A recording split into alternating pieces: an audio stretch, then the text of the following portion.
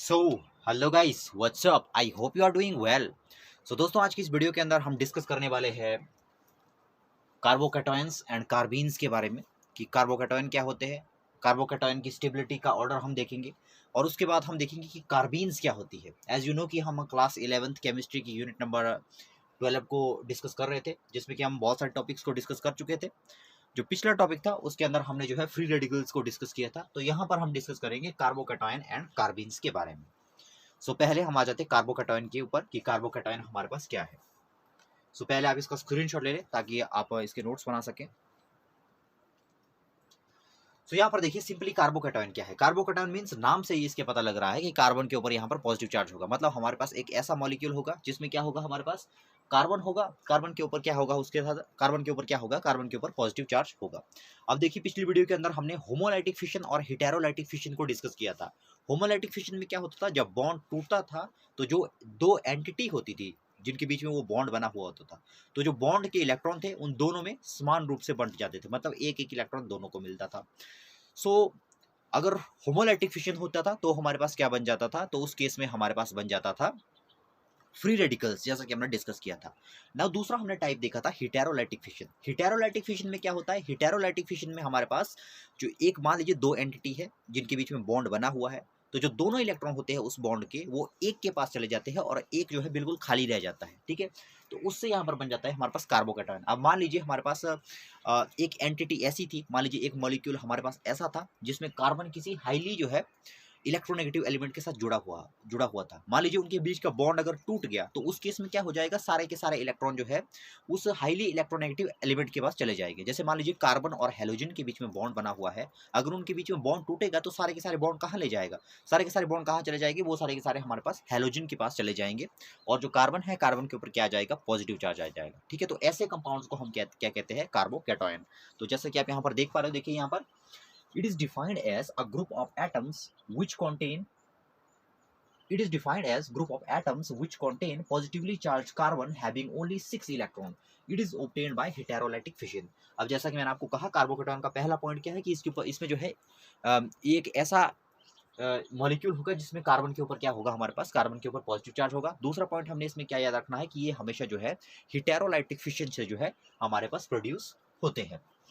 यहाँ पर आप इसका एग्जाम्पल देख सकते हो। यहाँ पर देखिए इस तरह से होगा। यहाँ पर कार्बन, जैसे कि कार्बन और हेलोजन के बीच में यहाँ पर बॉन्ड बना हुआ है, तो अगर इनके बीच में बॉन्ड टूटेगा तो हेलोजन हमें पता है कि हाईली इलेक्ट्रोनेगेटिव है। मतलब हेलोजन के पास बहुत ज्यादा पावर है इलेक्ट्रॉन को अट्रैक्ट करने की एज कम्पेयर टू कार्बन। इसकी वजह से यहाँ पर देखिए ये जो बॉन्ड टूटा, सारे के सारे इलेक्ट्रॉन एक्स ले गया और सी के ऊपर क्या आ गया, पॉजिटिव चार्ज। तो यहाँ पर देखिए हमारे पास क्या बन गया, इसको हम क्या कहेंगे, इसको हम क्या कहेंगे, कार्बोकैटायन। कैटायन और एनोयन का आपको पता होगा, कैटायन कैसे बनता है, अगर लॉस ऑफ इलेक्ट्रॉन हो जाता है ना, मतलब एक इलेक्ट्रॉन या एक से ज्यादा इलेक्ट्रॉन लॉस हो जाते हैं। एनोयन कब बनता है, जब एक या एक से ज्यादा इलेक्ट्रॉन आ जाते हैं किसी एटम के पास एक्स्ट्रा, है ना। तो यहाँ पर देखो, अब इसका सीक्वेंस देखते थे रिएक्टिविटी का। ये तो ऊपर तो सिंपल बात थी, यहाँ तक तो आपको इसका नाम से ही पता लग रहा है कार्बोकैटायन, कार्बन के ऊपर पॉजिटिव चार्ज होगा। ये जो रिएक्टिविटी का सीक्वेंस है ये आपके लिए जरूरी है। ये कई बार आपको जो है एमसीक्यू में पूछ दिया जाता है, ये वाला सीक्वेंस, तो इसको आपने ध्यान से देखना है। यहाँ पर देखिए ये तीन हमारे पास कार्बोकैटायन भी कई तरह के होंगे, कुछ 3 डिग्री होंगे, कुछ 2 डिग्री होंगे, कुछ 1 डिग्री होंगे और कुछ ये मिथाइल वाले हमारे पास होंगे। तो ये वाला कौन सा है, 3 डिग्री। 3 का मतलब टर्शरी, ये आपको पता होगा। 3 का मतलब क्या होता है, टर्शरी, टर्शरी कार्बोकैटायन।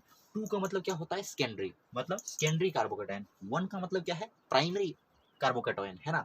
तो इनमें से हम देखेंगे कि सबसे ज्यादा स्टेबिलिटी किसकी होती है। स्टेबिलिटी मतलब सबसे ज्यादा स्टेबल कौन होंगे, सबसे कम रिएक्टिव कौन होंगे, है ना। अब एक चीज मैंने आपको पहले ही बताई थी, जो चीज जितनी ज्यादा रिएक्टिव होती है वो उतनी ही कम स्टेबल होती है ना। और इसका उल्टा अगर हम कहें, जो चीज जितनी कम स्टेबल होती है वो उतनी ही ज्यादा रिएक्टिव होती है ना। तो यहाँ पर देखिए, इनमें से अगर देखा जाए तो हाईली स्टेबल कौन है, हाईली स्टेबल अगर देखा जाए इनमें, तो मतलब स्टेबिलिटी सबसे ज्यादा किसकी किसकी है, स्टेबिलिटी मतलब स्थिरता, नहीं बदलने की टेंडेंसी किसकी है।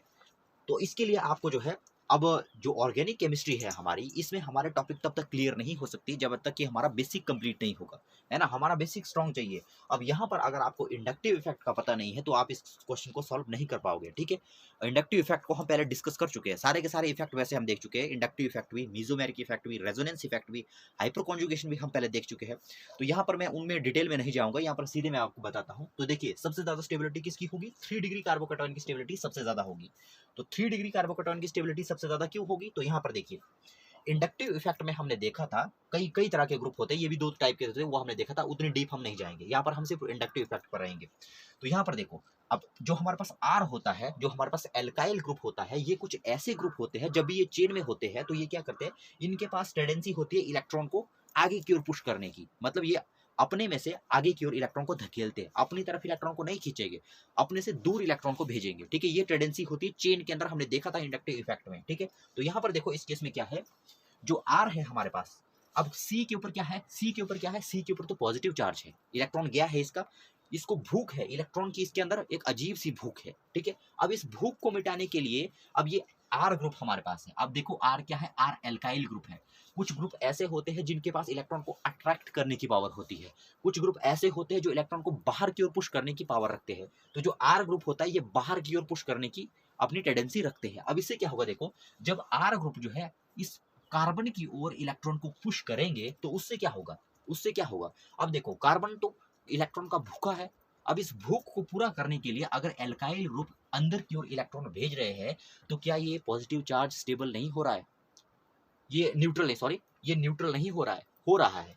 यहाँ पर पॉजिटिव चार्ज है और नेगेटिव, यहाँ से ये तीनों जो है इसको नेगेटिव चार्ज मिला के दे रहे हैं, है ना। तो मतलब इसका पॉजिटिव चार्ज कहीं ना कहीं न्यूट्रल होगा, है ना। तो मतलब ये कैसा कंपाउंड है, ये कैसी एंटिटी है हमारे पास, ये हमारे पास जो है स्टेबल कार्बोकैटायन है। स्टेबल क्यों, क्योंकि इसका जो पॉजिटिव चार्ज है, अब देखो मैं आपको कहता रहता हूँ कि जो जितनी भी चीजें होती है वो स्टेबल होने की कोशिश करती है ना।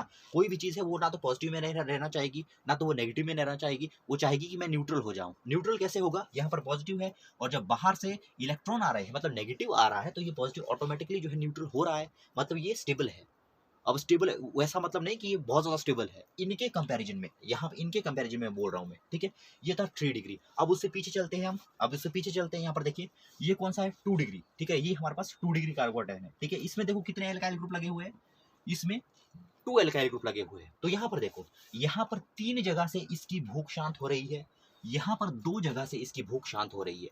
तो ज्यादा शांत इसकी भूख किस स्ट्रक्चर में हो रही है, ज्यादा शांत इसकी भूख इस स्ट्रक्चर में हो रही है, क्योंकि यहाँ 3 है डोनेट करने वाले, है ना।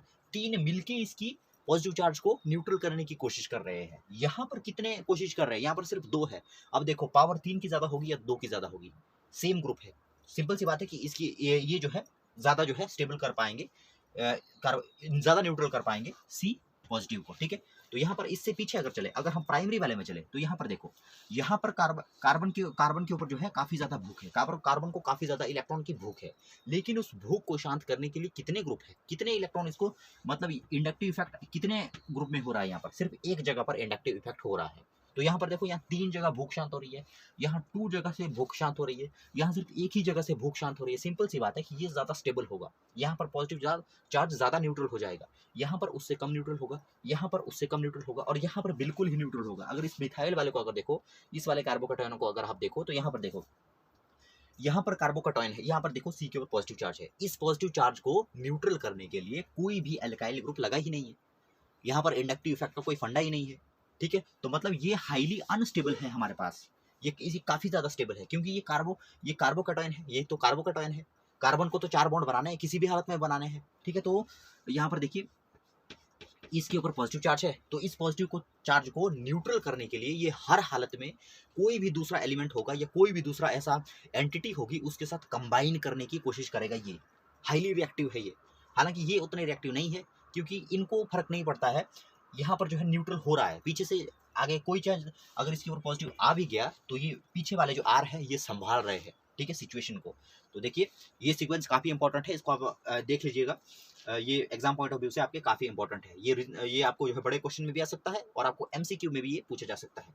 तो ये वाला जो सीक्वेंस है ये वाला आपने याद रखना है, ये वाला स्ट्रक्चर को देखो तो आप इजीली जो है बता दोगे, लेकिन पेपर के अंदर अगर आपको एमसीक्यू में आता तो आपको ये वाला आएगा, ये वाला सीक्वेंस, ये वाला आपको याद रखना है, ठीक है। 3 डिग्री मतलब 3 डिग्री बोला तो ये स्ट्रक्चर आपके दिमाग में आ जाना चाहिए। 2 डिग्री मतलब ये वाला।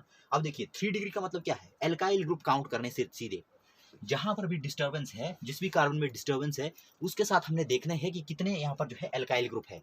3 लगे हैं तो वो टर्शरी है, 2 लगे हैं तो वो सेकेंडरी है, 1 लगा है तो वो प्राइमरी है, और कुछ भी नहीं लगा तो वो मिथाइल है, ठीक है। अब हम चलते हैं, ये तो हो गया हमारा कार्बोकेटायन। उसके बाद हम आते हैं कार्बीन्स के ऊपर। सो व्हाट आर कार्बीन्स, इसको हम देख लेते हैं। कार्बीन्स हम किसको कहते हैं, तो जैसा कि आप डेफिनेशन में देख पा रहे हो, the carbenes are reactive neutral species. अब देखो सबसे पहले कीवर्ड्स को नोट करना है। फर्स्ट देखिए न्यूट्रल, यहां पर कोई भी पॉजिटिव या नेगेटिव चार्ज नहीं है, ठीक है। Reactive neutral species in which the carbon has 6 electron. दूसरा, कार्बन के पास कितने इलेक्ट्रॉन होंगे, कार्बन के पास 6 इलेक्ट्रॉन होते हैं, ठीक है, कार्बीन्स के अंदर। In which the valence shell, in the valence shell of which 2 are shared, the simplest carbenes is methylene। अब देखो सिंपली अगर एग्जांपल में अगर हम देखें तो कार्बीन क्या होती है, कार्बीन कार्बन के कुछ ऐसी स्पीशीज होती है जिनके अंदर क्या होता है, कार्बन के पास ओनली 6 इलेक्ट्रॉन्स हमारे पास होते हैं। जनरली आपने देखा होगा जो कार्बन होता है जो 4 बॉन्ड बनाता है, ठीक है, कार्बन कितने बॉन्ड बनाता है, 4 बॉन्ड बनाता है, ठीक है। उसके इर्द गिर्द अगर देखा जाए तो 8 इलेक्ट्रॉन्स होते हैं। अगर हम जनरल सिंपल कंपाउंड्स में अगर देखें तो मैक्सिमम हमारे पास जो है कार्बन जो है 4 बॉन्ड बनाता है, मतलब उसके इर्द गिर्द 8 इलेक्ट्रॉन होते हैं अगर हम काउंट करें तो। लेकिन जो कार्बीन्स हमारे पास होती है उसमें हमारे पास जो कार्बन होता है उसके पास कितने इलेक्ट्रॉन होंगे, उसके पास ओनली 6 इलेक्ट्रॉन होते हैं, ठीक है। ओनली कितने इलेक्ट्रॉन होते हैं, ओनली 6 इलेक्ट्रॉन। अगर देखा जाए कार्बन के पास ओरिजिनली बैलेंस शेल में अगर ओरिजिनल उस पास अगर देखा जाए तो 6 इलेक्ट्रॉन्स ही होते हैं, ठीक है।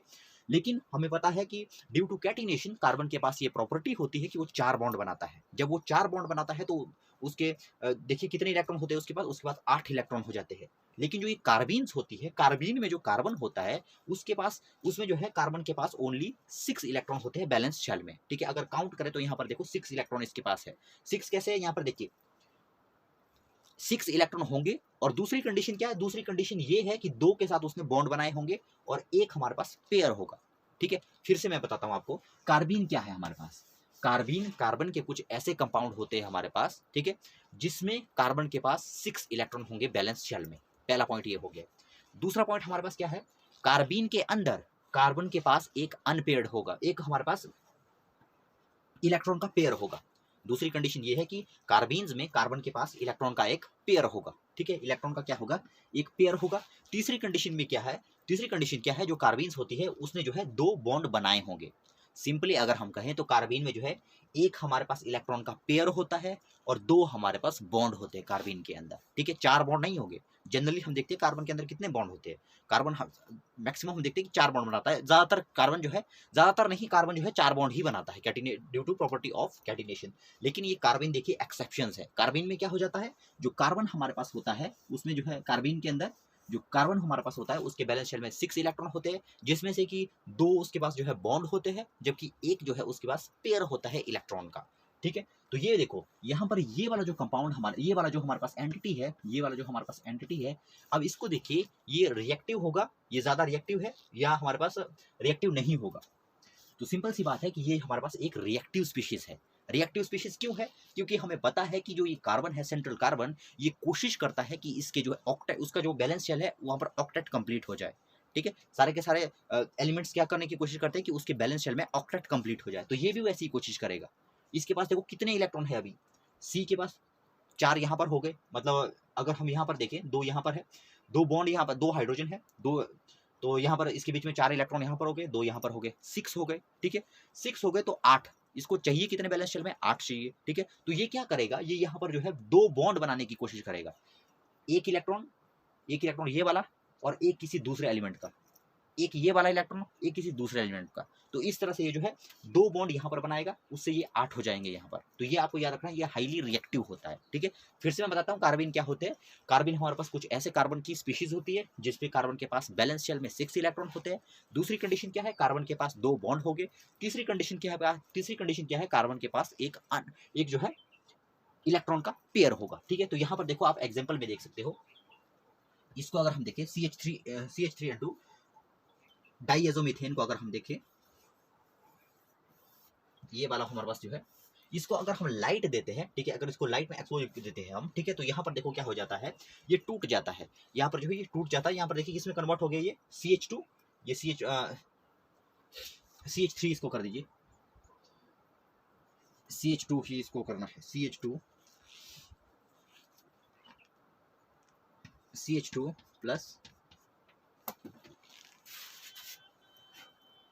प्लस N2, तो इस तरह से हमने इसको तोड़ देना है। नेक्स्ट हम आते हैं, इट इज वेरी रिएक्टिव। ये क्या है, ये बहुत ज्यादा रिएक्टिव है। ये स्पीशीज कैसी होगी हमारे पास, बहुत ज्यादा रिएक्टिव होगी। रिएक्टिव क्यों होगी, इसका रीजन मैंने आपको बता दिया। ये कोशिश करता है कि इसके बैलेंस शेल में क्या हो जाए, 8 इलेक्ट्रॉन कंप्लीट हो जाए, ठीक है, इसलिए इसके ये जो है काफी ज्यादा रिएक्टिव है। नेक्स्ट हम देखते देखिए, it reacts with alkenes by adding the double bond. अब यहाँ पर देखो ये एल्कीन के साथ भी जो है ये, इसके साथ भी ये, वन सेकेंड, यहाँ पर इसको 2 कर दीजिए, इसको आपने 2 कर देना है। यहाँ पर थोड़ा सा एरर था, यहाँ पर आपको 2 कर देना है, ठीक है। यहाँ पर देखिए, it is very reactive, it reacts with alkene by adding the double bond. इतना आपको नहीं जाना, अब सीधा एग्जांपल देखा। यहाँ पर जो हमारे पास एल्कीन होती है, उसके साथ जब ये CH2 यहाँ पर इस तरह से ये कार्बीन जब रिएक्ट कर देती है, तो इस तरह का ये कंपाउंड बना देती है। ये इस तरह के आपको जो है, इस तरह के ये क्वेश्चन आपको कई बार जो है रिएक्शन कंप्लीट करने में आ जाते हैं। जैसे आपको पेपर के अंदर जैसे ये दिए होंगे और ये आपको रिएक्शन कंप्लीट करने के लिए आ जाएगी। तो इस तरह से आपको पता होना चाहिए कि जब इस तरह से जो है कार्बीन जो है एल्कीन के साथ, ये देखिए क्या है, एल्कीन है क्योंकि यहाँ पर डबल बॉन्ड है, इस तरह से कंबाइन करती है तो क्या प्रोडक्ट हमारे पास बनता है। इस तरह के क्वेश्चन आपको जो है कई बार 1 मार्क्स के जो है रिएक्शन कंप्लीट करने को आ जाती है। सो ये था कंप्लीट वीडियो। इस वीडियो के अंदर हमने डिस्कस किया कार्बोकैटायन के बारे में, कार्बीन्स के बारे में, है ना। और जो ये सीक्वेंस, 2 चीजें इस वीडियो के अंदर बहुत ज्यादा इंपॉर्टेंट है। पहला, इसका सीक्वेंस जो हमने देखा 3 डिग्री, 2 डिग्री, 1 डिग्री, ये वाला सीक्वेंस काफी इंपॉर्टेंट है। और दूसरा, जो हमारे पास कार्बीन्स है, ये भी कई बार हमारे पास जो है एग्जाम में पूछ लिया जाता है, कार्बीन क्या होती है। सो कार्बोकैटायन, इसका तो आपको नाम से पता लग जाएगा, इस कार्बीन पर आपको जो है ध्यान देना है। सो इस वीडियो के अंदर हमने कार्बोकैटायन को भी डिस्कस कर लिया एंड कार्बीन्स को भी जो है डिस्कस कर लिया। सो आई होप कि आपने इस वीडियो को एंजॉय किया होगा। मिलते हैं नेक्स्ट वीडियो में, तब तक के लिए गुड बाय।